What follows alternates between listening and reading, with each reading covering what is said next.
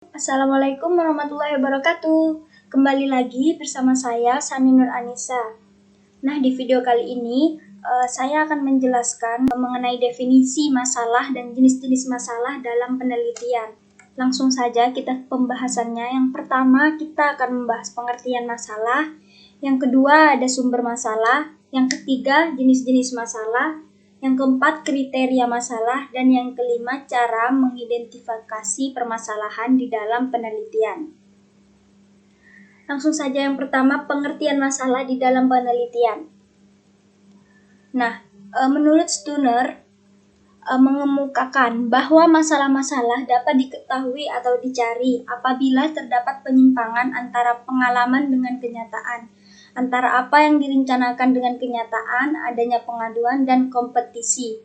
Nah, menurut Surya Brata, masalah merupakan kesenjangan antara harapan dengan kenyataan, antara kebutuhan dengan yang tersedia, dan antara yang seharusnya what should be dengan yang ada what it is, dan penelitian dimaksudkan untuk menutup kesenjangan what can be. Masalah dalam penelitian diekspresikan dalam bentuk kalimat tanya, bukan kalimat pernyataan. Masalah dalam ini selanjutnya dijawab melalui penelitian. Langsung saja yang kedua, di sini ada sumber masalah. Nah, permasalahan dalam penelitian bisa saja berasal dari berbagai sumber, bergantung dari banyak hal seperti kebutuhan yang mendesak saat itu, keinginan peneliti, keterbatasan teori atau konsep, dan lain-lain. Nah, menurut James H., Macmillan, dan Schumer, masalah dapat bersumber dari, yang pertama di sini masalah bisa bersumber dari observasi. Nah, masalah yang muncul dari observasi ini merupakan jenis masalah yang didapatkan dari pengamatan pada sebuah objek terkait dari banyak kuantitas atau kasualitas. Sebuah fenomena akan dianggap sebuah masalah jika hal tersebut sudah terbatas atau tidak sesuai antara keharusan dan fakta yang ada di lapangan. Nah, kemudian masalah dalam bentuk observasi ini kebanyakan berasal dari hubungan antara beberapa aspek yang belum dimiliki penjelasan memadai karena hal tersebut dilakukan begitu saja tanpa ada pertimbangan ilmiah. Kebanyakan fenomena yang muncul berasal dari otoritas atau tradisi yang berlaku dalam sebuah daerah. Nah, yang kedua di sini ada dedukasi dari teori. Nah, banyak hal penelitian akan menghasilkan banyak teori. Dan biasanya beberapa teori akan saling menguatkan atau saling melemah satu sama lain. Kebenaran dari teori ini tidak hanya benar terhadap rasio, tetapi juga harus dibuktikan secara empiris atau pada praktik lapangan. Nah, meskipun demikian, kebanyakan masalah yang muncul dari dedukasi terhadap teori pada umumnya digunakan untuk mencoba keberlakuan suatu teori yang pada sekelompok objek penelitian. Tujuannya untuk mengetahui teori tersebut berlaku untuk objek yang karakter berbeda dari tempat di mana teori tersebut dikembangkan. Selanjutnya yang ketiga ada kepustakaan. Nah, hasil penelitian mungkin memberikan rekomendasi perlunya dilakukan penelitian ulang atau replikasi baik dengan atau tanpa variasi. Replikasi dapat meningkatkan validitas hasil penelitian yang kemampuan untuk digeneralisasikan lebih luas. Nah, laporan penelitian sering juga menyampaikan rekomendasi kepada peneliti lain tentang apa yang perlu diteliti lebih lanjut. Hal ini juga menjadi sumber untuk menentukan masalah ini perlu diangkat untuk diteliti lagi. Lanjut ada masalah sosial. Masalah sosial yang ada di sekitar kita atau yang baru menjadi berita terhangat atau bisa disebut hot news dapat menjadi sumber masalah penelitian. Nah, misalnya adanya perkelahian antar sekolah yang menimbulkan berbagai dampak bagi sekolah dan warga sekitar. Dalam pembuatan keputusan tertentu sering mendesak untuk dilakukan penelitian evaluatif. Hasil yang sangat diperlukan untuk dijadikan dasar pembuatan keputusan ini lebih lanjut. Selanjutnya ada situasi praktis. Situasi praktis ini dimaksudkan masalah yang muncul setelah sebuah program akan dilaksanakan, sedang dalam proses pelaksanaan, ataupun setelah selesai dilaksanaan.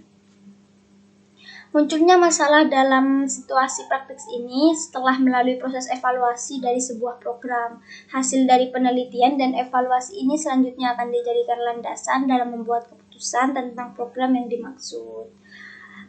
Selanjutnya ada pengalaman pribadi. Ini yang terakhir, pengalaman pribadi dapat menimbulkan masalah yang memerlukan jawaban empiris untuk mendapatkan pemahaman yang lebih mendalam. Nah, masalah dalam penelitian pendidikan ini dapat diperoleh dari berbagai sumber terkait di bidang pendidikan yang antara lain pertama ada pengalaman seseorang atau kelompok. Nah, pengalaman orang yang telah lama menekuni bidang profesi pendidikan dapat digunakan untuk membantu mencari permasalahan yang signifikan diteliti. Contohnya pengalaman mengajar di dalam kelas. Selanjutnya ini ada lapangan tempat kerja. Nah, para peneliti dapat melihat secara langsung, mengalami dan bertanya pada satu, dua, atau banyak orang di dalam pekerjaannya. Seorang guru misalnya ya, akan merasakan bahwa sekolah dan komponen yang berkaitan dengan tercapainya tujuan sekolah dapat dijadikan sebagai sumber penelitian. Lanjut, laporan hasil penelitian. Nah, dari hasil penelitian yang biasanya dalam bentuk jurnal, biasanya di samping ada hasil temuan yang baru juga ada kemungkinan penelitian yang direkomendasikan. Selanjutnya ada sumber yang berasal dari pengetahuan orang lain.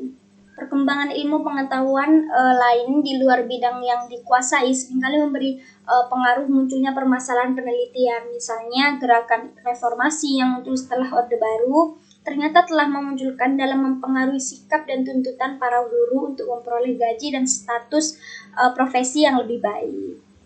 Selanjutnya ke yang nomor 3 ini ada jenis-jenis masalah dalam penelitian. Nah, masalah dalam penelitian menurut Sugiono dapat dikategorikan berdasarkan 3 jenis. Yang pertama ada permasalahan deskriptif, yaitu permasalahan dengan variabel mandiri, baik hanya pada satu variabel ataupun lebih. Nah, dalam penelitian ini peneliti tidak membuat perbandingan variabel yang satu pada sampel lain, hanya mencari hubungan variabel yang satu dengan variabel yang lain. Selanjutnya yang kedua ada permasalahan komparatif. Nah, di sini merupakan rumusan masalah penelitian yang membandingkan keberadaan satu variabel atau lebih pada dua atau lebih sampel berbeda pada waktu yang berbeda juga. Dan yang ketiga ada permasalahan asosiatif, merupakan rumusan masalah penelitian yang bersifat menanyakan hubungan antara dua variabel atau lebih.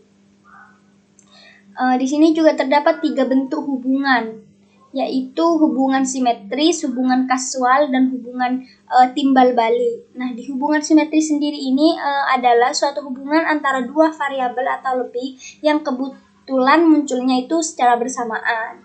Dan yang kedua ada hubungan kasual, hubungan yang bersifat sebab akibat. Nah, jadi di sini ada variabel independen, variabel yang mempengaruhi dan yang dependen atau dipengaruhi. Dan yang ketiga hubungan timbal balik atau interaktif. Ini merupakan hubungan yang saling mempengaruhi. Nah, di sini tidak diketahui mana variabel independen dan dependen. Lanjut, nah yang keempat ada kriteria masalah. Ada 3 kriteria untuk menentukan permasalahan yang baik dan pernyataan masalah yang baik, yaitu ada masalah harus mengungkapkan suatu hubungan antara dua variabel atau lebih, kemudian ada masalah yang harus dinyatakan secara jelas dan tidak ambigu dalam bentuk pertanyaan, yang ketiga ada masalah dan pernyataan masalah harus dirumuskan dengan cara tertentu yang menyiratkan adanya pengujian yang empiris.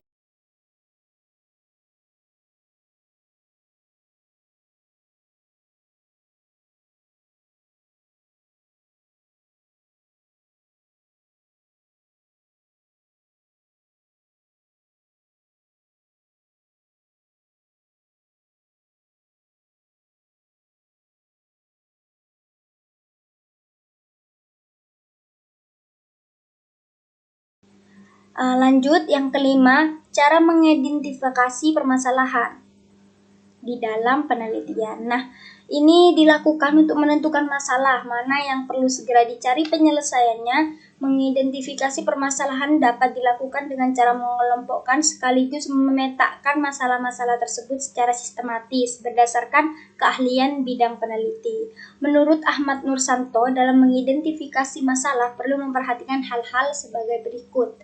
Nah, yang pertama esensial. Masalah yang akan diidentifikasi menduduki urutan paling penting di antara masalah-masalah yang ada. Yang kedua, urgent. Nah, masalah yang akan dipecahkan mendesak untuk dicari penyelesaiannya. Dan yang ketiga, masalah yang mempunyai manfaat apabila dipecahkan. Lanjut, dalam dunia pendidikan, masalah yang diidentifikasi dapat dikelompokkan menjadi 4. Nah, yang pertama ini ada proses pembelajaran, siswa, guru, dan hasil belajar. Nah, meskipun proses identifikasi masalah sudah ditemukan, ada beberapa hal yang perlu dipertimbangkan lagi ya sebagai fokus penelitian. Hal-hal yang perlu diperhatikan ini ada minat, motivasi, dorongan peneliti, kemudian kemampuan peneliti, lokasi peneliti, sumber data atau populasi dan sampel, waktu, pendekatan atau metode yang digunakan, dan buku sumber yang tersedia, etika, dan birokrasi. Nah, terima kasih teman-teman udah mampir ke video saya. Kurang lebihnya saya mohon maaf. Wassalamualaikum warahmatullahi wabarakatuh.